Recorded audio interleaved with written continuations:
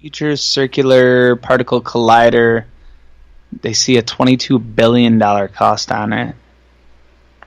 Well, how are they going to make that money back? Black hole. I don't know.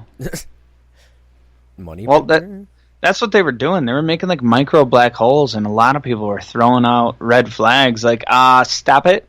You're on a planet. Right. Don't do that.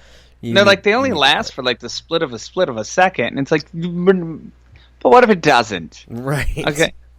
You made a pinhole, but it's a black hole. It's going to try to suck everything into this tiny hole. It doesn't matter how big a black hole is. It's going to try to pull shit through it. I think someone from the future came back and was like, this already happened once. Well, it goes that thing. If someone doesn't come back to stop me, is it really that bad? Is it really that bad? I mean, nobody came to get it. Right.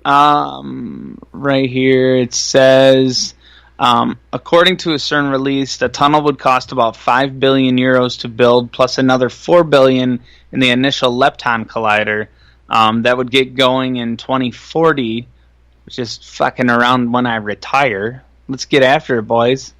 And an additional 15 billion for the Hadron Collider that would replace the first collider and become operational in 2050. Interesting. Well, I know where I'm going on vacation now. When I retire. Right. I know where my retirement party's going to be. I'm gonna get. Holy shit! They're talking. I'm gonna put this on our page. That is a gigantic new collider. Wow. It's gonna be under Geneva. Ooh. Way to fuck over. Is it going to be under the convention? It's gonna surround the entire city of Geneva, not the convention, not the Geneva Convention. Circle. That was like a written up deal. Oh yeah, very giant, very circle. Well, that's pretty intense, actually. Going to the page right now. Just to know that when they're colliding stuff, that this city literally has a chance to just gets just sucked away. Mm-hmm. It's going to be Gomorrah all over again. My heart goes out to you, Geneva. Or Sodom. I mean, either one. I really hope everything goes out all right. I mean, the other one's doing fine. Well, yeah. It's gigantic. I wonder how much deeper they're going to put it, because they have it going underneath this lake. Really? Or through it. I don't know exactly. I doubt it's going through it. Is that to cool it down? Temperature changes. Temperature, that's what I'm saying. They could use it as a cool down. Maybe that's why they're doing it. Here's a fun number. The Large Hadron Collider is 16.6 miles around, but its replacement will have a circumference of over 62 miles. Jesus. Wow. And that's where it says that's large enough to surround the entire city of Geneva, which it pretty much is, if you look at the picture. That's insane. That's really intense, to be honest. The Large Hadron Collider concept was introduced in 1984 and approved in 1994 and didn't open until 2009. And none of this has to do with aliens. This is just fun. This is just talking on a molecular level. Yeah. We can get back into aliens, because I think the Nazis actually were talking to aliens because they built a time machine. The Bell. Yeah, I think it was the Bell. And what was it? And that brings up another, like Stonehenge. The stones that held that bell that they were building, and wherever the bell went, because there's no trace of this bell anywhere. But those stacks were literally shaped like Stonehenge, Mm-hmm. I mean, and not only Stonehenge do you find stones like this. Yeah. I mean, ancient... Well, that's the whole problem with the Stonehenge stones, is they're not found there. That was the biggest problem with it. The closest stones that are made, like Stonehenge's stones, were like a few hundred miles away. Right. So it's pretty... It's like they shouldn't belong there. Yeah. It's like, why would you even bring this that far? It makes me think about, the pyramids and stuff like that. Explaining how those were built in such magnitude. I mean, yeah, you could say it was a bunch of slaves and stuff, but I mean, you have a bunch of circular woolly mammoths. areas. They were around at the same time. They didn't go extinct till after the pyramids were made. Okay. Well, they were still here. And they were delicious. Explain, moving it and stuff, but I guess mathematics and everything of how to, But I don't even. With the technology we have today, do you think we can replicate a pyramid? Yeah, I mean, the big base to a point is the most logical way to stack stones. I think we could 3D print it pretty well. If we did it out of what is it, like Kevlar or whatever that other thing is, they started 3D printing stuff out of everything. Man, I can't wait till 3D printers are just printing out cars. That'd be freaking the best. So this is the Tangent Podcast talking about Kevlar pyramids. Oh, wow. Indestructible triangles of hanging out. What is that? Make a pyramid out of rhino lining? Ooh. No, you can make it out of sand and then rhino line it. There you go. There you go. Just lays it up. Weatherproof. There was a single pane comic that slid across Facebook a while ago. And it was like a pharaoh. He got up and he looked out, and his wife comes over, the queen, whatever. He's like, hey, those short, big-eyed guys left one of those giant, pointy stone things again.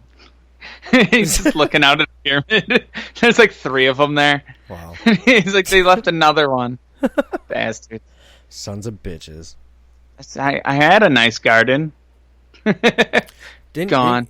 Don't you have a thing about the different kinds of aliens? Yeah. I have like a rough of the few like basic generalized, ones. The one that people know the most is the Greys. Yeah, the big head with the large eyes and small mouth and 2 dots for a nose, pointed chin. Pointed chin. Yep.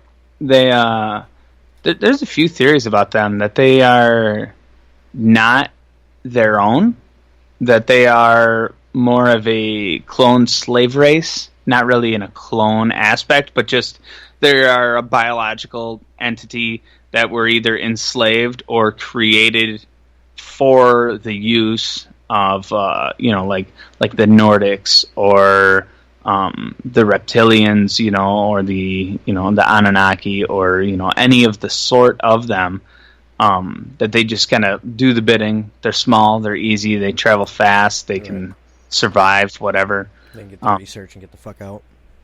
Yeah. They, it's easier to hide them. I mean, they look a lot like a few others that, they look like the Hopkinsville Goblin, which is a small, greenish, silver humanoid. People only see them at night. They could be gray. It could be your mosquito light bulb. There's little green men, very similar to the Hopkinsville Goblins. Right.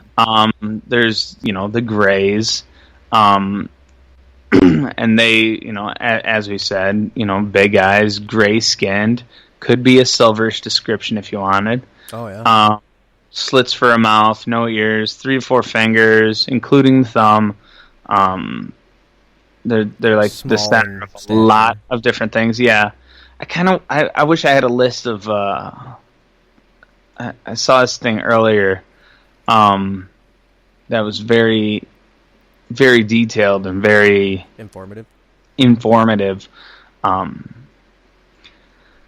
That it's said a lot more, and basically in it they said that